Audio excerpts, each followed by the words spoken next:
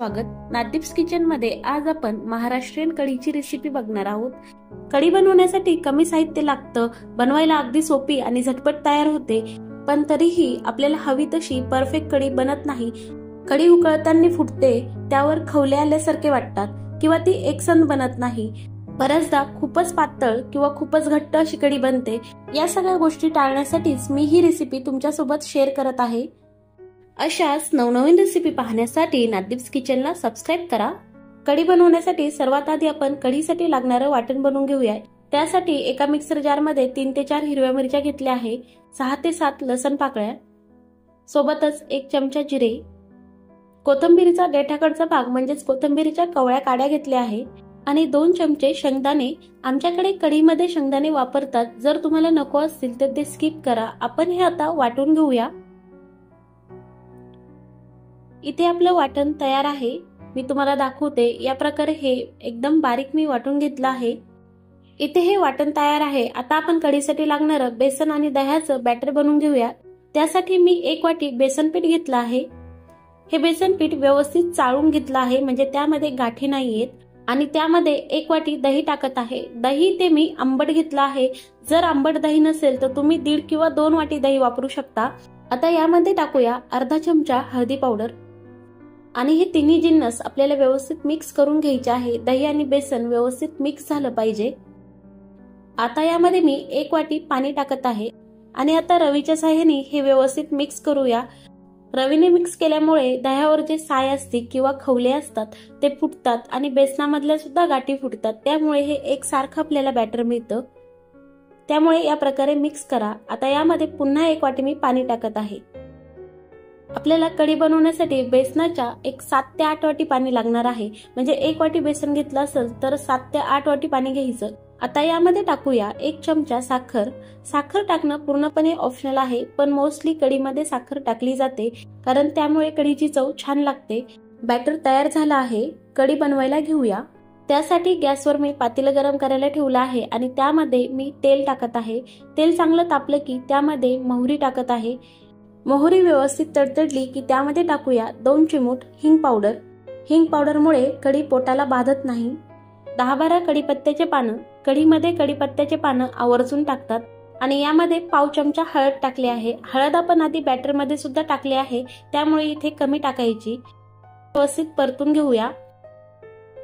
या स्टेपला इथे यामध्ये बेसन पीठ आणि दह्याचं बॅटर टाकायचं. बॅटर टाकल्यावर लागलीच आपल्याला हिरव्या मिरच्याचं जे वाटण आपण बनवून ठेवलं होतं ते टाकायचंय. ते आपण तेलामध्ये सुद्धा टाकू शकत होतो बॅटर टाकायच्या आधी, पण तिथे ते पटकन करपतं, म्हणून या प्रकारे वरतून टाकायचं आणि मिक्स करायचं. किंवा तुम्ही दही आणि बेसनाच्या बॅटरमध्ये आधीच टाकलं तरी चालेल. फोडणी द्यायच्या वेळेस गॅसची फ्लेम मिडियम होती. इथे मी आता हाय फ्लेम केली आहे आणि हे व्यवस्थित मिक्स करत आहे. आता यामध्ये आपण पाणी टाकायचं. मी आधी सांगितल्याप्रमाणे जर 1 वाटी बेसन पीठ असेल तर तुम्ही 7 ते 8 वाटी पाणी टाकू शकता. हे योग्य प्रमाण आहे. पाणी टाकल्यानंतर पुन्हा एकदा हे व्यवस्थित मिक्स करायचं. इथे गॅसची फ्लेम हाय आहे. हाय फ्लेमवरच सुरुवातीला कढीला 1 उकळी आणून द्यायची. कढी खूप पातळ किंवा घट्ट होऊ नये म्हणून तुम्हाला मी पाण्याचं योग्य प्रमाण सांगितलं. सोबतच कढीवर खवले येऊ नये किंवा साय दिसू नये, त्यासाठी रवीने त्याला व्यवस्थित फेटून घ्यायचं हेही सांगितलं. पण आता कढी फुटू नये म्हणून काय करायचं, तर कढी थोडीशी गरम झाली की या पद्धतीने त्यामध्ये चमचा फिरवत राहायचा. का तर आपल्याला कढीला उकळी काढायची नाही, पण कढी प्रॉपर शिजली पाहिजे किंवा ती व्यवस्थित उकळली पाहिजे. त्यासाठी या प्रकारे त्यामध्ये चमचा फिरवत ठेवायचा. फोडणीमध्ये बॅटर टाकल्यानंतर आणि ते व्यवस्थित मिक्स केल्यानंतर सुरुवातीचे 4 मिनिटं चमचा फिरवत राहायची गरज नाही, पण नंतर कढीवर फेस यायला लागतो, त्यावेळेस तुम्हाला अलगद असा चमचा कढीमध्ये फिरवत ठेवायचा आहे.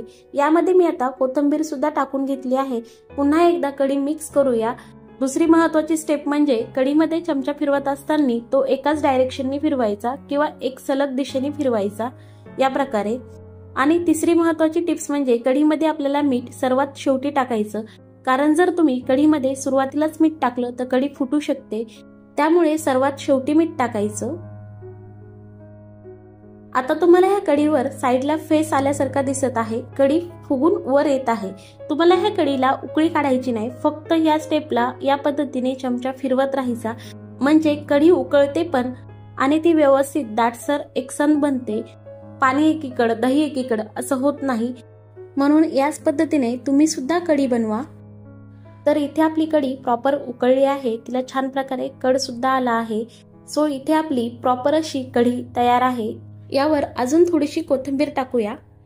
तर इथे आपली भरपूर टिप्स सहित परफेक्ट अशी कढी तयार आहे. आधी सांगितल्याप्रमाणे कढी बनवताना अजिबात फुटली नाही.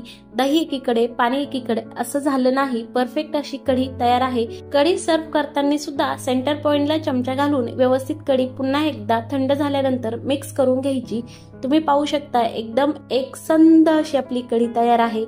फार जास्त पातळ किंवा फार जास्त घट्ट नाही. चमच्याने पिता येईल या पद्धतीने ते तयार झाले आहे आणि चवीला अप्रतिम लागते आणि बनवायला अगदी सहज सोपी आहे. तर तुम्ही सुद्धा सांगितलेल्या सगळ्या टिप्स फॉलो करून ही कढीची रेसिपी नक्की बनवून बघा. रेसिपी कशी झाली कमेंट्स करून नक्की सांगा. सोबतच नादीप्स किचनला सबस्क्राईब करायला विसरू नका. धन्यवाद.